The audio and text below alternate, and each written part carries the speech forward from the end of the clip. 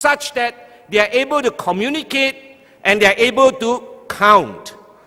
And with these two foundations, they will be able to be more employable in a cottage-based industry. And that was the first phase.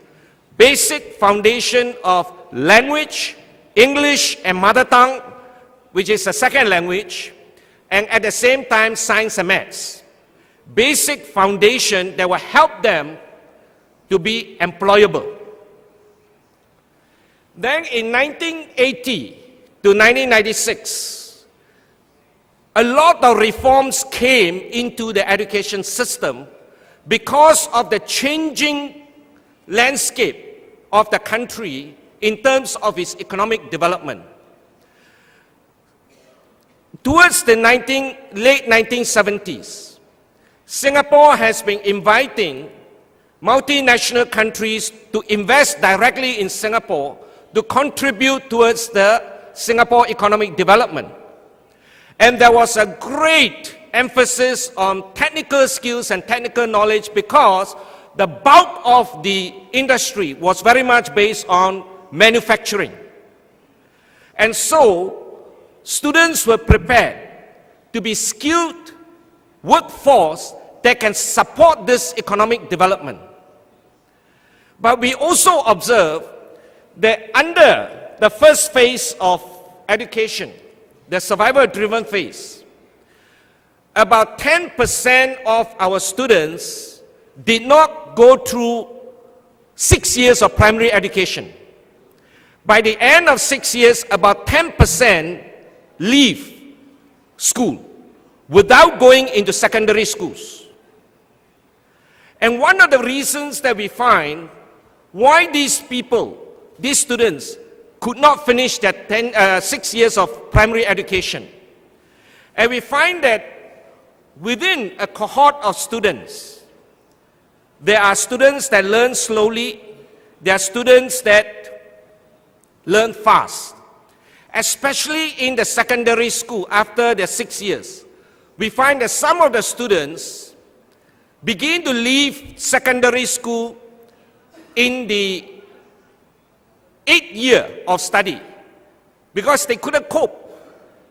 So as an outcome, in 1980 to 1996, a reform that was taken place in Singapore known as the efficiency-driven education, the emphasis of which is to encourage as many students as possible to stay in the school system and be able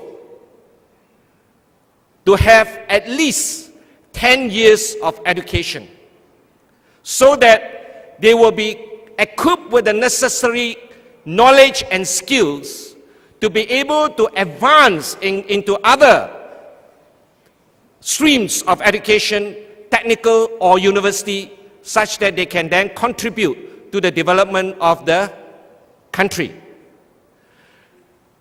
In efficiency-driven education, we begin to introduce streaming of students. That means those who can study very fast, they will be streamed into one stream that will give them a lot of academic foundation. For the slower learners, they are streamed into other streams, which I talk a bit later, where they can learn at their own pace. And as an outcome, the attrition rate was very much reduced. That's why we call it efficiency. Efficiency-driven, that means more and more students are able to go through the 10 years of education. على الوصول إلى مرحلة تعليم تمتد ل10 سنوات ومن ثم Now, in 1997, في 1997 وإلى الآن رأينا بأن الاقتصاد السنغافوري يتحول من الاقتصاد المبني على الصناعة إلى الاقتصاد المبني على المعرفة.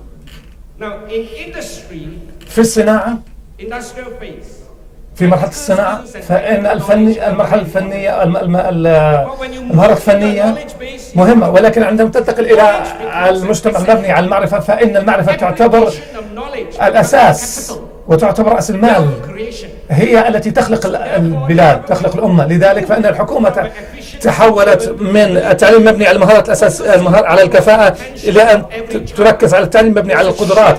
هناك تحول من المعايير في المناهج إلى الأخرى التي يمكن أن تنظر إلى قدرات كل طالب، ويمكن أن نعزز مقدرة كل طالب في نفسه.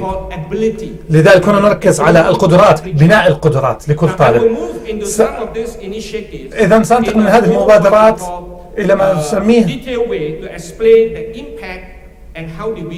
شرح كيفية حصلنا على الأثر الجيد من خلال تطبيق هذه المبادرات. إذا في هذا الصباح سأغطي 5 نقاط أساسية، مبادرات أساسية في إصلاح نظامنا التعليمي، وكيف يمكن أن نفكر بها وأن نعززها فيما يخص التطبيق، وما هي قصص النجاح التي يجب أن ننظر إليها من أجل نضمن بأن تنفيذ هذه المبادرات يجب أن يكون ناجحا. يجب أن نركز أولا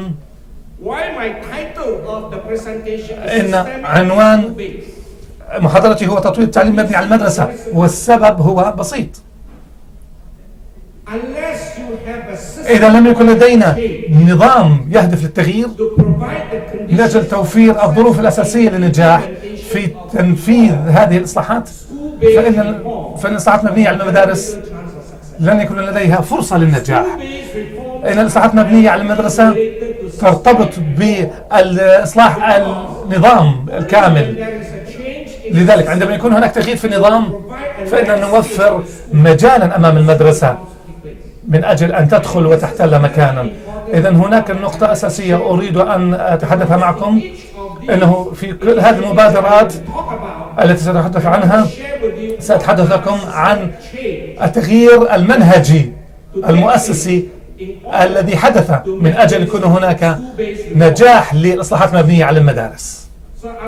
إذن سأبدأ بالحديث عن أول مبادرة، وهي streaming of students.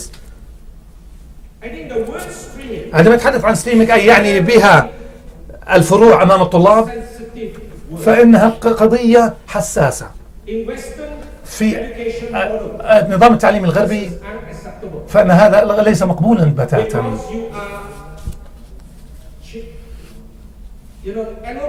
لأنك تخصص الطلاب وتوزع الطلاب عبر مسارات ربما يعتقدون أنها ليست صائبة.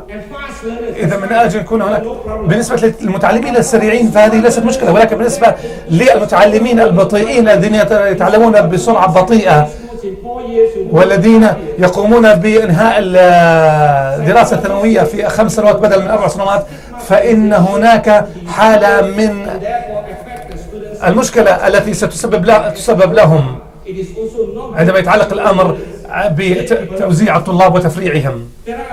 هناك العديد من الأسباب التي تعطى ضد تفريع الطلاب وتوزيعهم حسب مسارات، ولكن عندما قامت الوزارة بتبني منهج عملي وقالت بأنه لم يستطع بعض الطلاب التعلم بنفس السرعة مثل طلاب آخرين، فإن ذلك سيكلف الأساتذة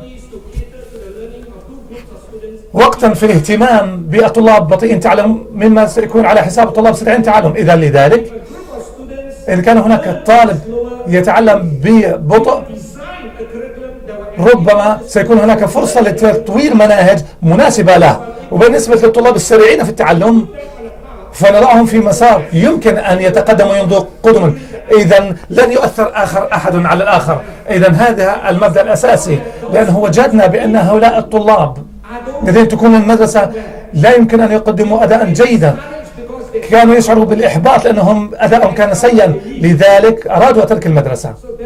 إذن لذلك اعتقدنا أنه عن طريق تقسيم مستويات الطلاب فإن مستوى التعلم سيكون مشجعا من قبل الطلاب من أجل أن يطوروه في أنفسهم ويطوروا ثقتهم في المضي قدما. إذن لذلك قمنا بالسماح بأن يكون هناك 3 فروع